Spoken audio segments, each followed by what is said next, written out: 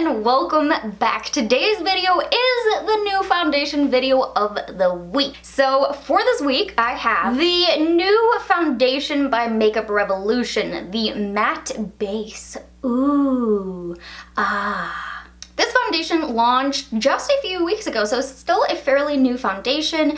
This one retails for $7, so very affordable. There is almost a full ounce in there. It's 0.95 of a fluid ounce. There is also 24 different shades to choose from. It's supposed to be a pore blurring, full coverage, a matte foundation. And aside from that, there's actually not that many claims. It just says that it's supposed to be long lasting. Pretty straightforward. I like it. No real claim on the hours that it is gonna last, so we will be testing that out today, seeing how long I can make it perform. The shade in which I picked up is F3. I actually decided to pick up the same foundation shade that I have in another Makeup Revolution foundation. So let me go ahead and give you guys some comparisons of it and a swatch of this new foundation shade. So this is the new matte base foundation by Makeup Revolution in F3. Right next to it is the Makeup Revolution Conceal and Define in F3. It looks like the new F3 shade has a slightly more distinct pink undertone. Moving on over, we have the Physicians Formula in LC1. Next to that, I have the LA Girl Pro Matte in Ivory.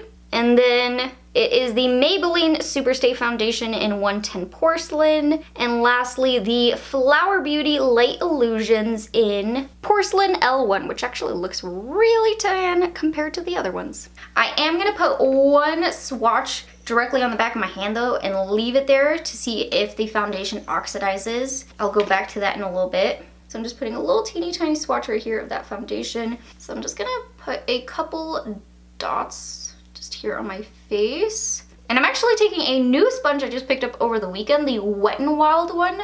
I've been loving this sponge. Super bouncy, and it's like $3. Very affordable.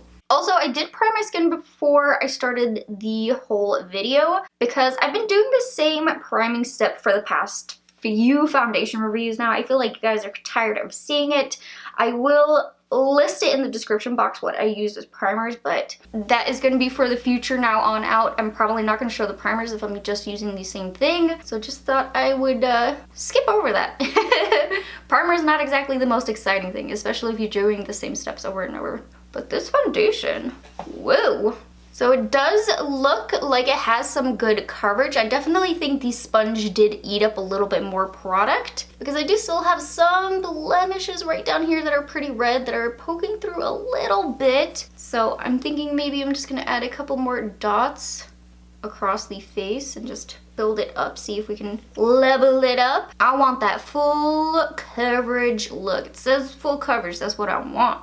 Okay, that is definitely a way better coverage. I think that looks really good. 2 layers with a sponge. I'm definitely curious to see how it looks with a brush application. What I'm noticing is this foundation is looking like it is grabbing at any area that has a little bit of a dry patch. I did exfoliate this morning. I was like, you know what, matte foundation, you gotta exfoliate the face, gotta make sure nothing is looking rough on the face. And everything looked really good until I started putting on this foundation, and there's certain areas where it looks like it's just clinging. I'm gonna do the other side with a brush and then I'll kind of compare the two, see if it's doing the same thing. So this time, just do a few swipes across the face. And on this side, I'm using the Morphe Y7 brush. It's a good thing I have a couple backups of foundation brushes because it seems like I forgot to wash my foundation brushes. I washed my eyeshadow brushes just last night, but I forgot about the face brushes. A lot of coverage right away with the brush. There are always certain foundations that look better with a sponge or better with a brush, which is why I like to do a little bit of a comparison. You never know. Sometimes it just applies better with a brush, and I think in this case, the brush side is gonna win because I just did a few little stipples across the face. Way more full coverage on this side than having to go in with that second layer of the sponge. But honestly, you could do either method. The brush is just a little bit quicker, but with 2 layers, it does look pretty even from the brush to the sponge side. Okay, not bad, not bad. It does look like it has a nice blurring effect, but I am having some issues right now where it looks like it's just grabbing to anything on the face. Let me zoom in closer. No clue if this is actually gonna show up, but it looks like it's just clinging to anything, even where I didn't even see any dry patches before. It's just really starting to grab. Even here on the forehead, I mean, I didn't have anything before, but it looks like it's creating texture. So I'm just kind of here stamping the sponge over it, seeing if it'll help it out, but I don't know. I mean, the patches of dry skin, that's on me. Maybe I should have exfoliated more and then looked at my skin afterwards and be like, oh, is there little specks here, and like took a tweezer or something? But I feel like it's just exaggerating a little bit. And the fact that it's creating texture in areas where I don't even have dry patches. I mean, I have very oily skin, so we'll have to see how that comes into play with this. If it's gonna look like it's caking up, if it's creating more texture throughout the day. So that's definitely gonna be very interesting to see. I don't know, not the greatest start right away.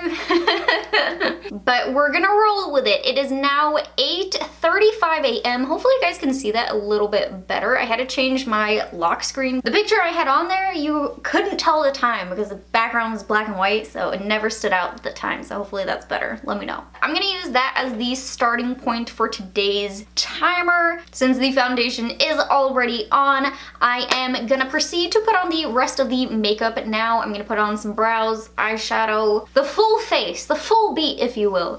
And then I will check back in with you guys once that is applied. That's probably gonna take me a few hours. We'll see how the powders went on over the foundation, and yeah, check in with you guys, maybe do a flash test, see how things are going. Oh, which side note, a update on the foundation swatch. So this was the dried down version. Here's a fresh swatch. So it looks like it dries down a little bit here, and the undertone also looks like it gets a lot stronger. The foundation almost looks a whole lot more salmon in the dry down swatch. Definitely something to keep in mind.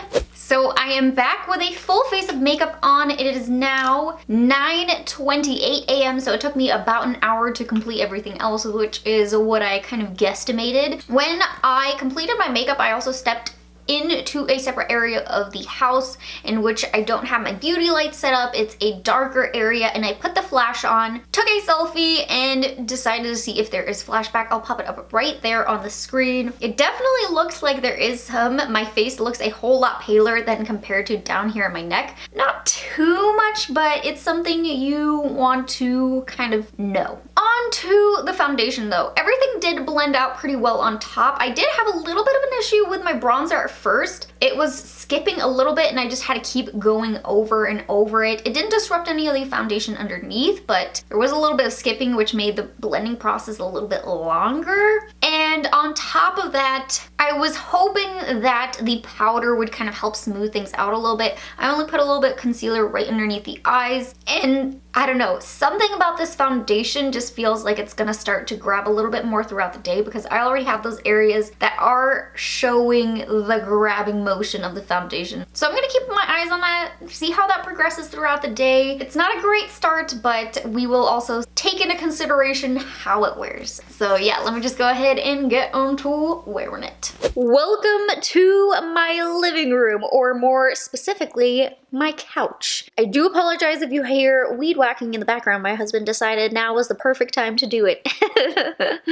Oh, by the way, I don't think I told you the time yet. It is now 12:46 p.m. so it's been just a little bit over 4 hours of wear time now for the foundation. So let me zoom you a little bit closer here. This is after 4 hours. First off, I'm a little bit surprised. Just 4 hours in, I'm looking really shiny at this point. Especially for a matte foundation, usually that means they're going to control the oils a little bit better than, say, a typical dewy foundation. There are some foundations that I can actually wear that are of a dewy formula that don't make me look greasy, but typically for matte foundations, at this point, I'm not supposed to look that oily yet. So it's a little bit like, And as far as the grabbing that I have in between the forehead and a little bit here on the nose, I feel like you can see it. a whole lot better in this lighting rather than my beauty lights, so you can just really see the shine here. It almost looks like the foundation is fading off the tip of my nose, so something to keep my eyes on. That's a lot going on here at the 4-hour check-in, but yeah, that's the foundation at this point. I'm gonna go ahead and just continue wearing it and check back in with you guys in a little bit. Well, you guys, it is that time for the final check-in. It is now 4:37 p.m. so I've had this foundation on for 8 hours now, and I'm definitely ready to get you guys close up so you can see the foundation, how it looks, and tell you guys my final thoughts. So just getting right up into it, here is what the foundation looks like close up. Very oily at this point. It's very surprising the foundation is rubbing off at the tip of the nose here. Still doing that little grabbing action as well, and between the forehead still. What is kind of interesting that I've seen with certain foundations is when I get really oily, it looks almost like a filter in some areas, because the foundation was doing a grabbing motion right up here by the edge of the nose, but with all the oils, it almost looks smoothed out. So I want to take a little bit of my favorite kind of blotting powder, the ColourPop No Filter sheer pressed powder in light. I'm just taking one of my little fluffy brushes. I'm going to use this to powder the face and see if we can get the oils away and reveal anything underneath that's maybe going weird, or if it looks okay, I don't know. I had done no touch-ups today. This is the first time I'm doing a touch-up, so we're finding out together. Oh, yeah, that's what I thought. Take away the filter and you see the truth. The foundation is doing a whole lot of grabbing in this area.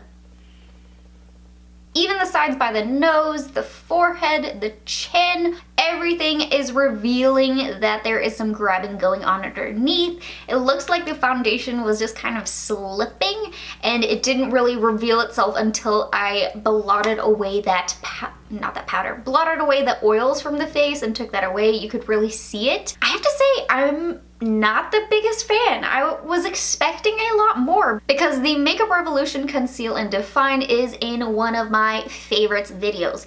It's in the best drugstore foundation video. None of this happens with this foundation, so if you are looking into Makeup Revolution foundations, I would highly recommend checking out this one instead of the matte base. I really hope that you guys enjoy this review on the brand new Makeup Revolution Matte Base Full Coverage Foundation.